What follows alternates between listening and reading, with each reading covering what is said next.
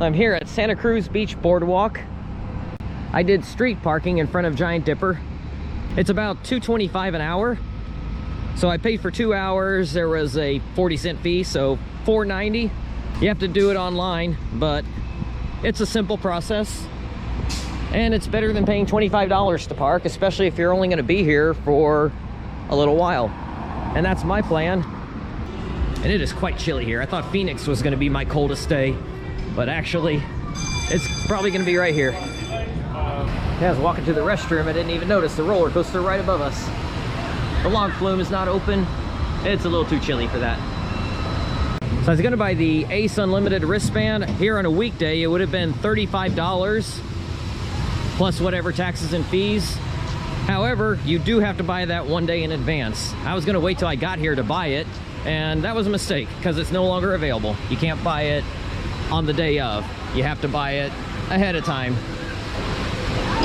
I got an E&F Miler kiddie coaster here. This looks really cool. Nice theming around it. I like it. Sea serpent.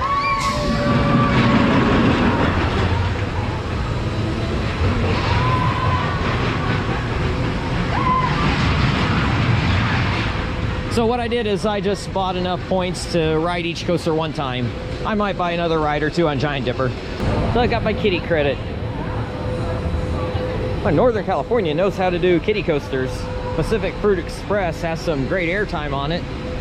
And this one has incredible landscaping and rock work all around. Gotta be one of the prettiest setups for a kiddie coaster that I've ever seen.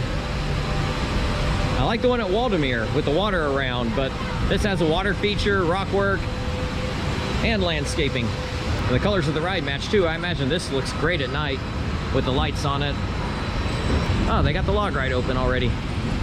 I was thinking maybe they would do that later, but they already got it open.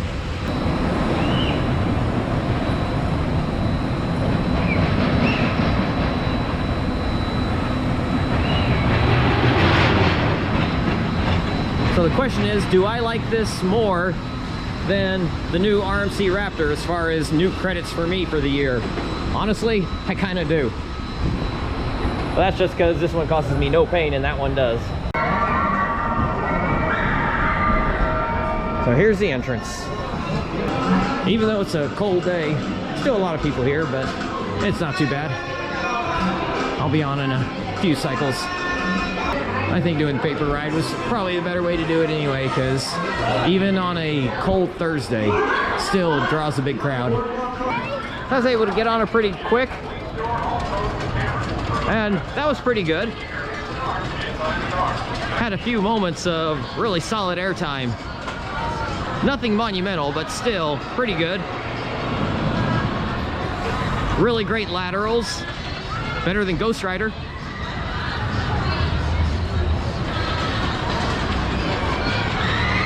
A couple of hills didn't really give airtime, but there was one hill, I think on the return run that it's about to make. There was a hill where you go down a drop, and kind of in the middle of the drop, there's a kink that gives a really good moment of airtime. It's almost like a Sky Rush, how there's a kink that gives you an extra jolt of airtime halfway down the drop. And this one had that too on, I think it was the first drop after the turnaround. And the paper ride will work just fine, because I think one ride on each will be enough. I could go for another ride on Giant Dipper, but I think I'm all right with just the one. It had kind of a long line, about 20 minutes, but they have just about cleared it completely. I guess it only got long before I got in it. I've seen that a lot. I get into a line, and whatever length it is, it gets tremendously shorter after I get in it. And this was a good ride to take a nap on. Didn't do much spinning. It is nice and smooth. Pretty much more gentle than the kiddie coaster. But sometimes these can ride crazy as long as it doesn't break too much and it doesn't wait too long to start spinning. And you got an off-balance car. I think we were balanced. But overall, it was all right. Not a bad ride, just not really much to it. But it's a coaster credit.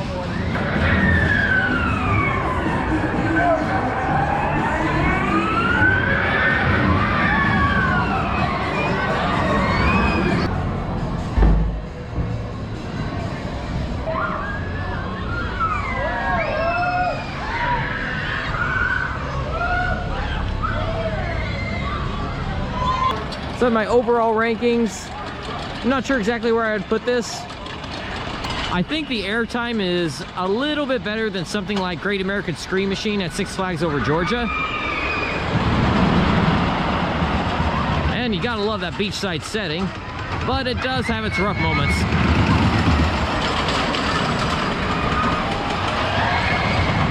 Most of the valleys were pretty rough, but it is manageable, at least for me. Might be too much for some people.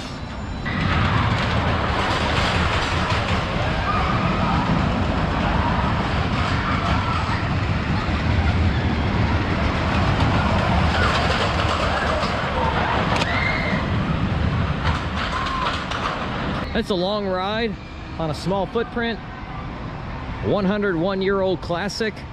So it's great that they've been able to preserve this for so long and still have it giving a great ride with pretty good airtime and some incredible laterals.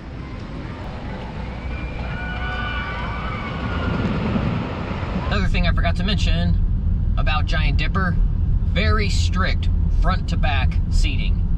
No row requests are honored.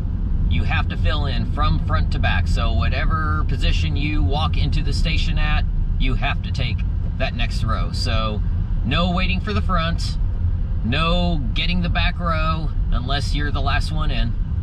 So that is one of the cons about the coaster, but that's just the way they operate, so it's good to note that. So I came from Santa Cruz Beach Boardwalk to the Oakland Zoo. If you are able to use the main parking lot, you can get to the rides without having to pay for admission. If you have to park in the south parking lot, you have to purchase admission because you got to cross through the zoo to get to the rides from there. Oh, actually, the rides are open till 5:30. I thought I saw online the rides are open till 3:30. That might have been a few weeks ago when I checked. These might be the summer hours that are open till 5:30. Well, never mind, it's closed. Tiger Trek, Wisdom Kiddie Coaster, they don't even have the train on the track. So if you are going to make this trip to the zoo to try to get the roller coaster, it's best to call first to see if it's open, because obviously it's not right now. And I should have called for that too, because I might have ended up paying for parking and then ended up seeing this. And also, if I would have known this, I would have gone straight to Discovery Kingdom, which would have got me there a lot sooner.